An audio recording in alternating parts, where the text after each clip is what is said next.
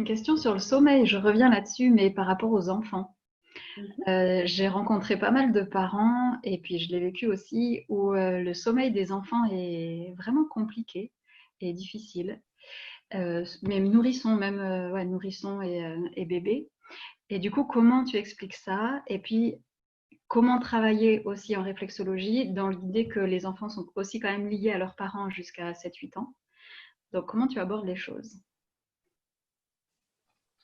Je commence à quand même parler avec l'enfant, même s'il ne comprend pas, hein, même s'il a 5 jours, 3 semaines, il ne maîtrise pas le langage, hein, c'est vrai.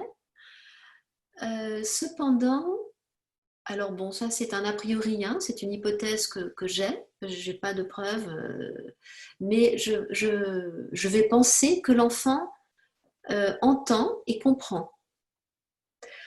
Et ça semble marcher, voilà, parce qu'en parlant à l'enfant, il arrête de pleurer, ou il change d'attitude, ou il devient réceptif. Et même la mère qui souvent l'amène, le bébé sur ses genoux, elle s'étonne et elle l'exprime. Donc voilà, c'est une supposition que je fais au départ, mais qui semble quand même confirmée par mon observation et aussi celle de la mère. Quelque chose que tu as dû observer aussi, Anaïs, j'imagine. Hein, oui, voilà. Donc, je parle à l'enfant. Je vais peut-être revenir sur son accouchement, par exemple, parce que c'est quand même une grosse étape pour chacune d'entre nous, ce passage du milieu aquatique au milieu aérien. Euh, et puis, de réévoquer ce passage et de voir est-ce que le bébé ou le jeune enfant réagit à un moment à un pleur, voilà, pour essayer de voir où est le nœud peut-être.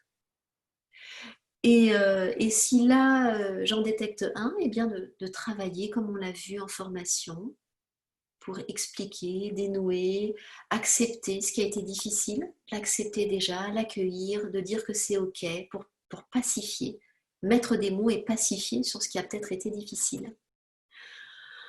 Voilà, donc ça c'est beaucoup dans l'observation, hein, dans l'observation du bébé, de ses réactions. Je laisse la mère raconter la grossesse et puis j'observe bien le bébé. Ce qui peut affecter la mère n'affecte pas forcément le bébé, mais le bébé sentant la mère affectée, il est comme une éponge. Hein. Donc des fois là, je travaille avec la mère en fait. Elle a consulté pour son bébé. Mais je vais travailler, bien que je travaille les ondes réflexes du bébé, parfois de la mère, je vais quand même accueillir son vécu difficile.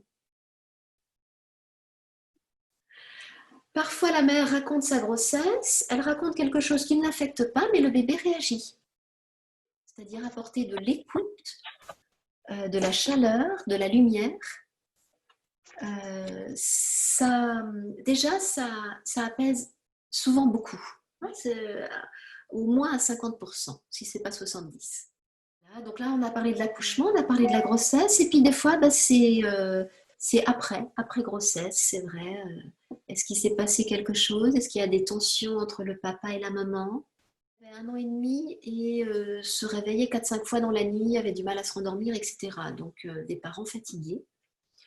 Elle m'apprend, au bout de 20 minutes de séance à peu près, qu'elle n'arrive pas à laisser leur petite fille au papa parce qu'elle ne lui fait pas confiance.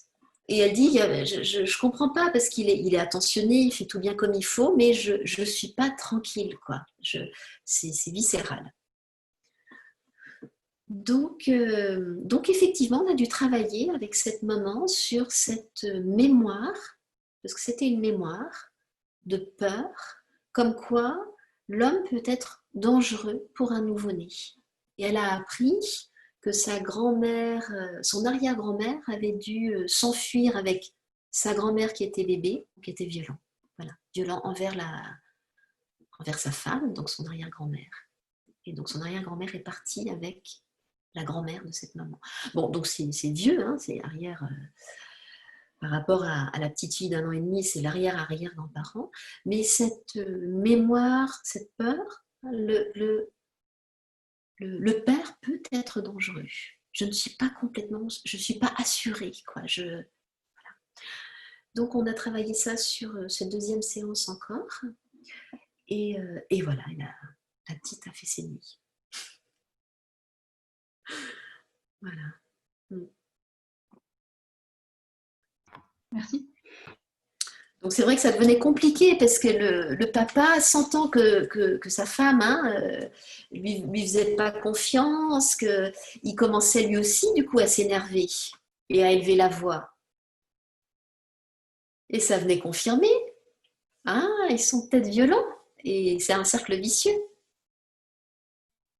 Donc là, voilà, en deux, trois séances, on est sorti de ce cercle vicieux. Elle a pris conscience qu'elle le voyait comme ça.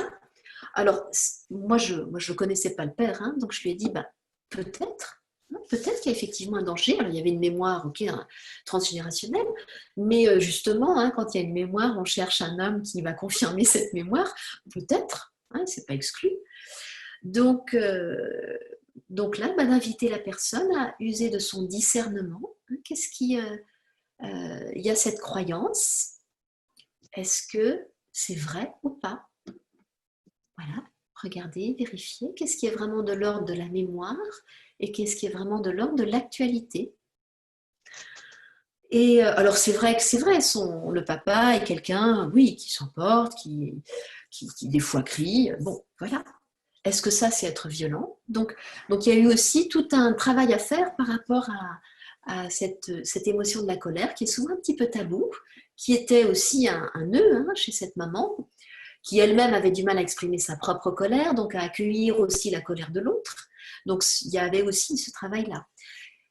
Voilà, donc là, on ne s'est plus du tout occupé de l'enfant. Est-ce qu'à ce moment-là, le travail de réflexologie, on le bascule sur la maman ou bien on travaille en réflexologie sur l'enfant et par les mots MOTS avec la maman? Oui.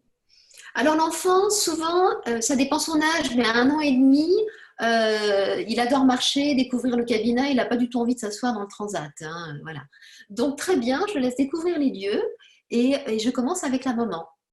Elle est ravie.